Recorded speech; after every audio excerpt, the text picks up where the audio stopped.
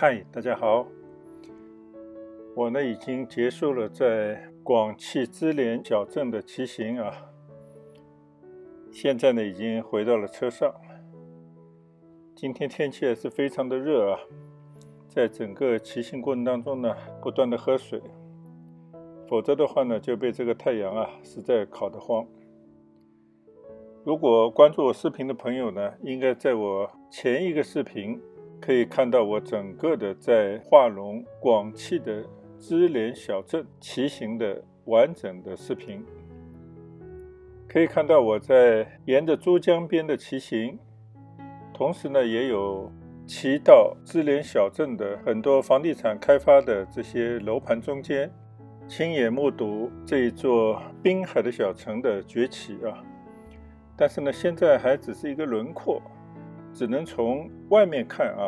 这是一座非常漂亮的依山傍水的小城市。但是呢最终还是要看啊居住在这边的居民他们的感受。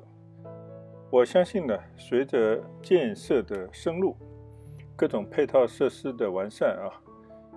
在未来呢肯定会是一座受人瞩目的宜居的小城，起码我内心是这么希望的。我现在呢就开着车啊，重走一遍沿江的堤岸的这条马路上啊。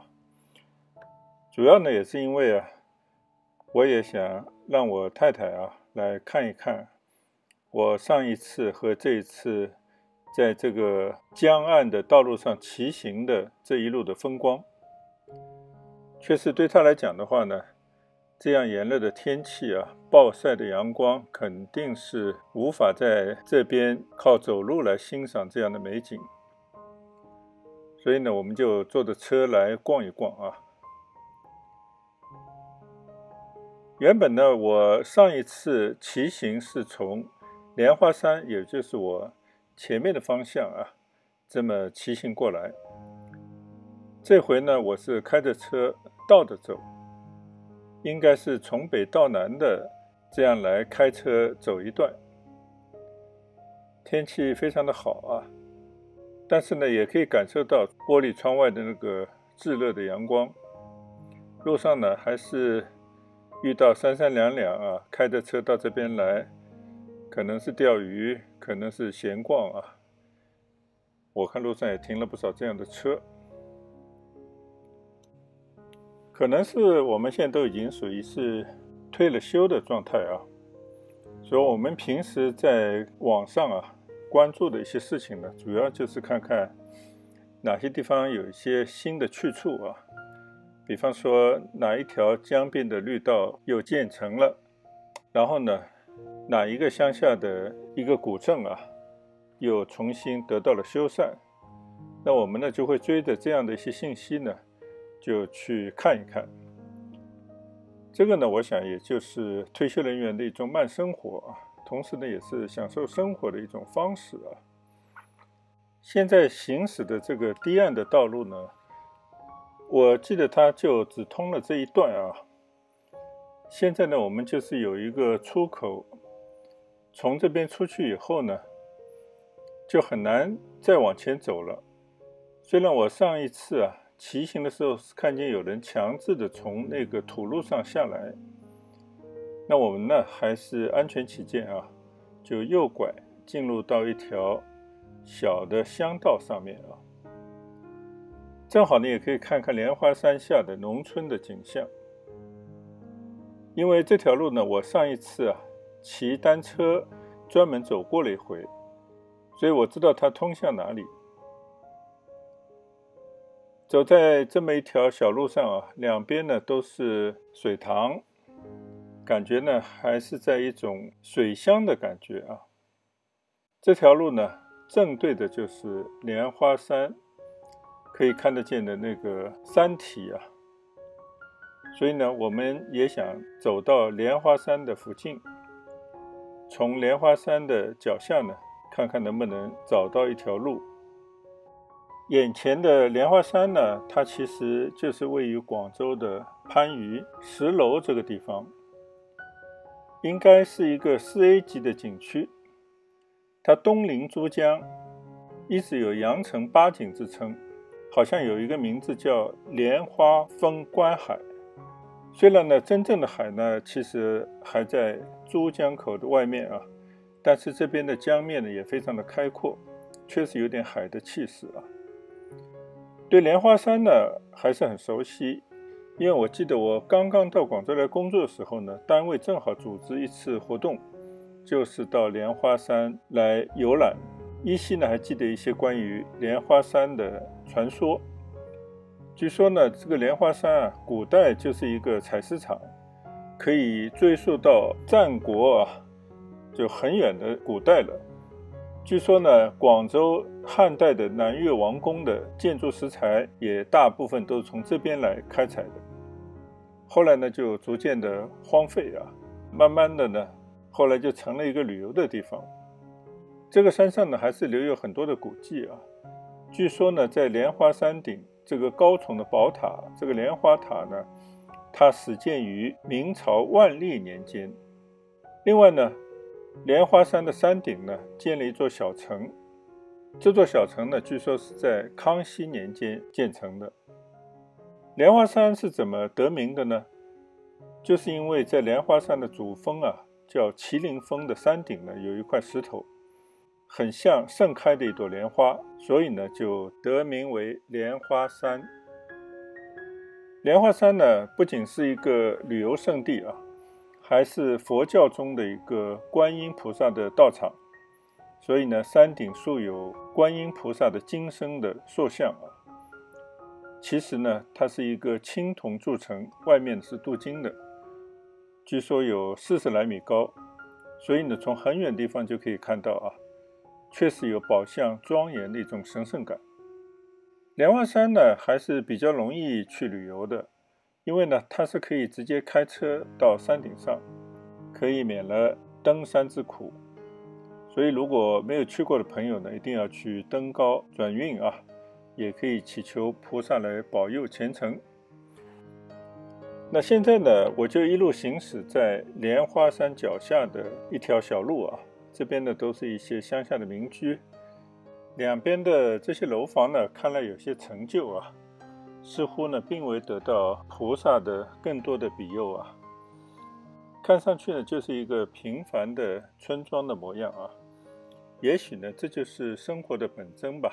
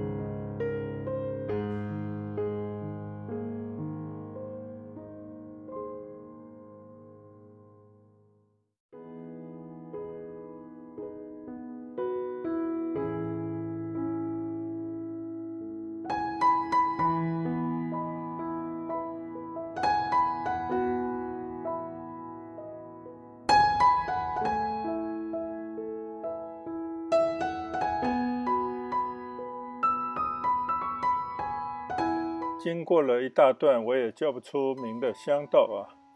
现在呢走到了一条街上啊，这条街呢应该就是莲花东路了啊。现在呢我们向着这个江岸行驶，我看这条街上呢两边都是摆卖了很多的水产水果啊，应该是一个自由的集市啊，都摆在这条马路上。等一会儿如果我们还能经过的话，在回家的时候呢可以采购一些啊。来了也就买一点当地的农产品，也算是支持一下当地的这些农民吧。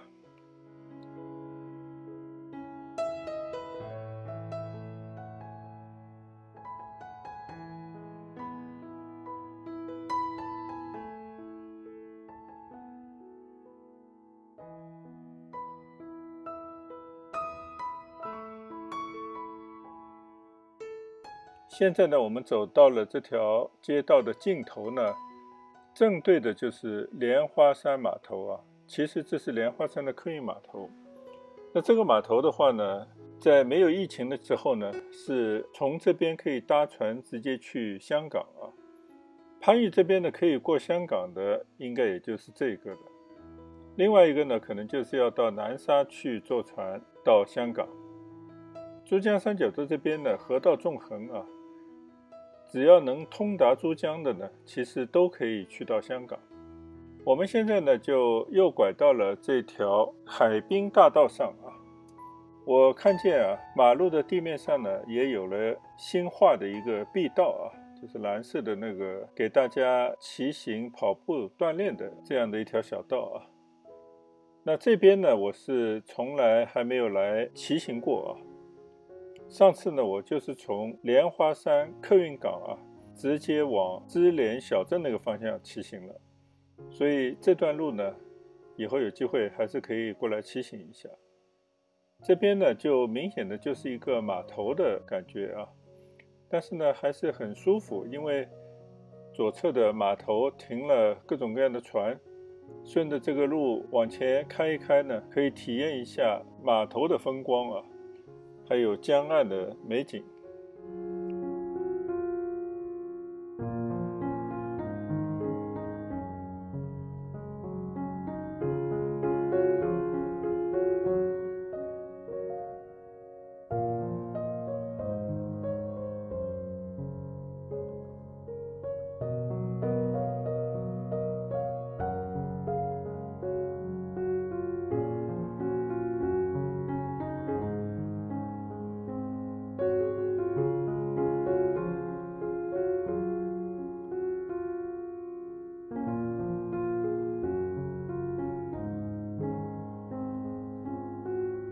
只是这边的话呢，就此路不通了啊。可能在里面呢，就是到了保税的一些仓库啊、仓储，还有特殊的这些码头了。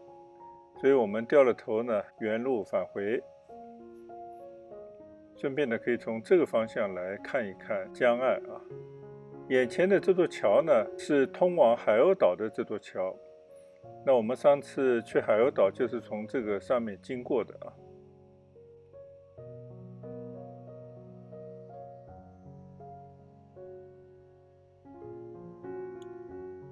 可能今天天气不错的原因吧，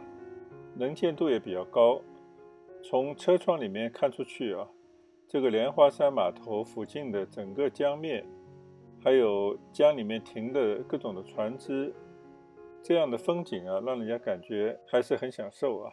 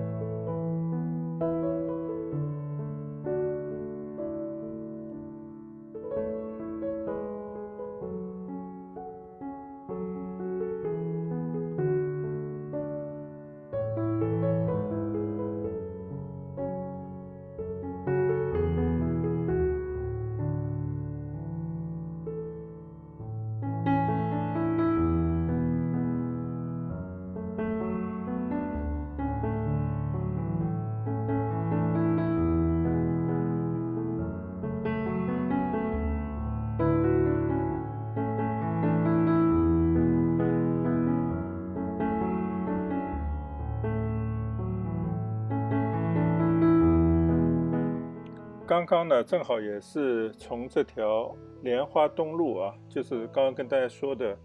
这里有一些集市的这条街道呢经过，所以呢，刚才停了一下车啊，我太太呢就下车去向摆摊的农民啊买了一些他们的农副产品，主要呢是一些水果啊。到此一游，我们一般呢也都会帮衬一下当地的这些村民。现在呢，我们就从莲花山下的这座小镇啊，看上去是一个老镇啊，穿镇而过，一边呢也看看啊这座小镇的风貌，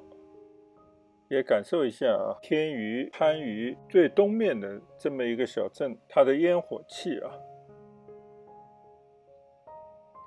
从这边回到祈福新村呢，根据导航大概要40来分钟啊。我呢就不想耽误大家太多的时间来观看这些可能对某些人来讲并没有什么太大意义的视频，同时呢又想保持这个整个路程的完整性，所以呢我就加快一些节奏啊，在制作视频的时候呢就把这一段让它快进，大家呢还是可以通过一个加快进度的这么一个镜头展现的当地的一些样貌同时呢又可以节省一些时间，也希望呢观看视频的朋友多多的包涵。因为是跟着导航走我现在也说不清现在是行驶在哪一条马路上了，但是我们现在看到的这些都是呢莲花山位于的这个区域叫石楼镇的风貌。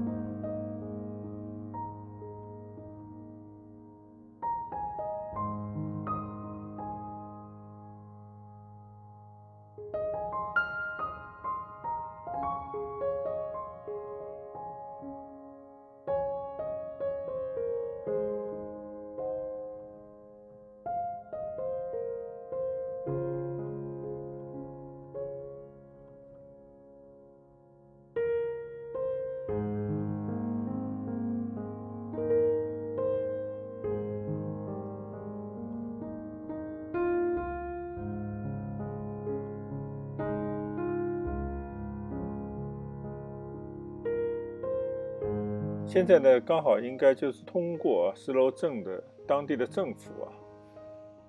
看上去还是一个比较朴素的一个小镇。主要原因呢，我相信还是因为这边的交通相对来讲不大方便。但是呢，地铁3号线呢正在建设它的延长线，会从番禺广场呢引出，一直呢到这边有个叫海旁的居民区刚刚我远远的看到那个方向有很多的居民的高楼，相信呢已经提前消化了这样的一个利好，相信在未来的一些年以后呢，这边会更加的热闹。我右手边看到的呢有一个牌坊，上面有10楼2个大字虽然这条街呢看上去比较老了，但是呢感觉还非常的热闹。因为这个街边的商铺全都是开满了各种各样的商店其中好像我看那些跟通信、手机有关的店呢，占的很大的比例所以我就想象这边应该外来的务工人员，或者是外面来讨生活人呢，应该不在少数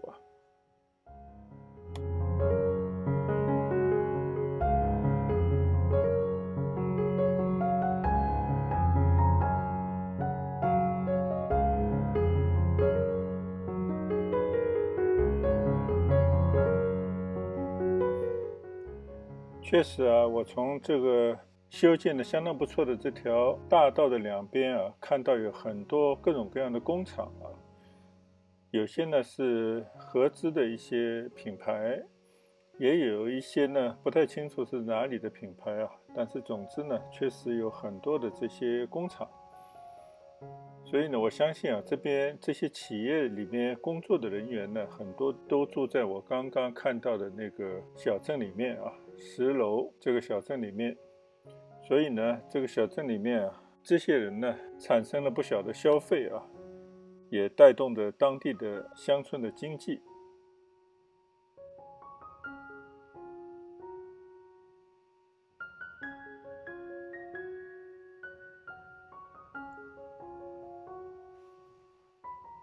现在走的这条路呢，也是啊，大概几个月以前，我从祈福新村导航到莲花山的话呢，它就会指引我这条路。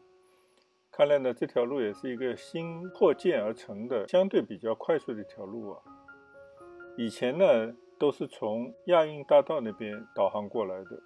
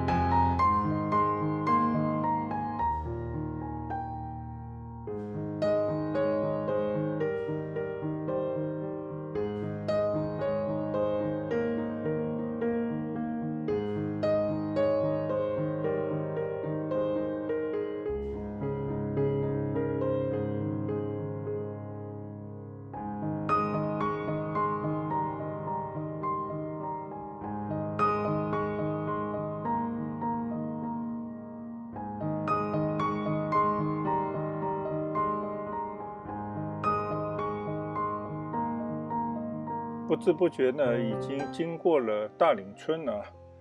因为在这条路上呢，我知道原本是有一个宋代古村叫大岭村的，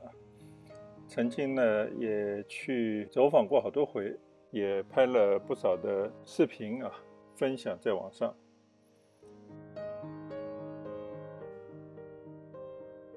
现在呢，我们左转就进入到一个叫西山村的一个村庄。这个村庄呢，经过好几回。我看啊，这个路的边上有很多的养鱼的池塘。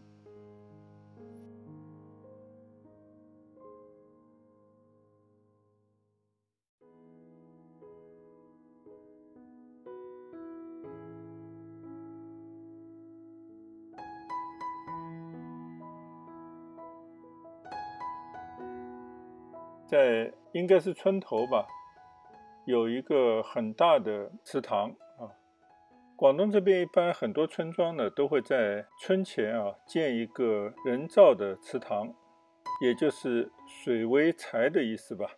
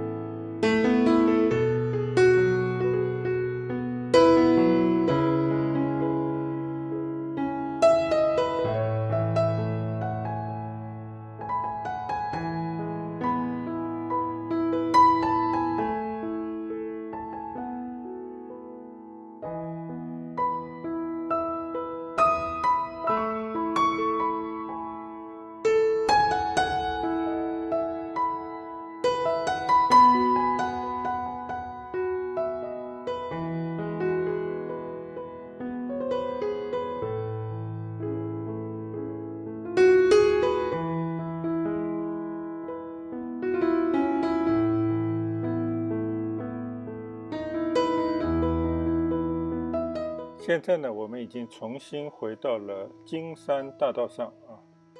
就是伴随着左手边的广明高速，向祈福新村方向骑行。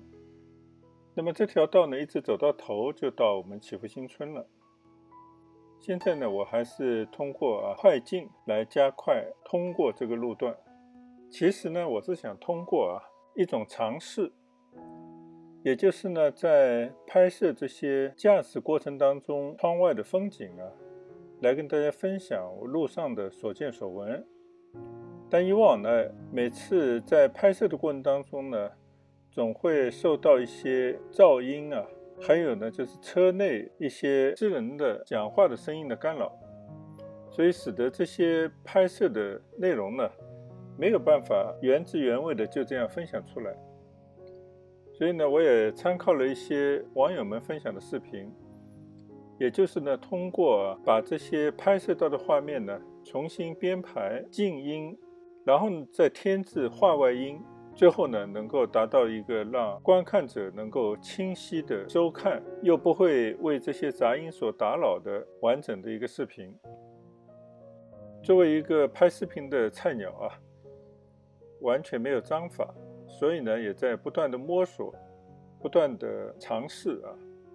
所以在这个过程当中呢，难免有很多质量不佳的视频。所以呢，也一再的希望大家呢给予包涵。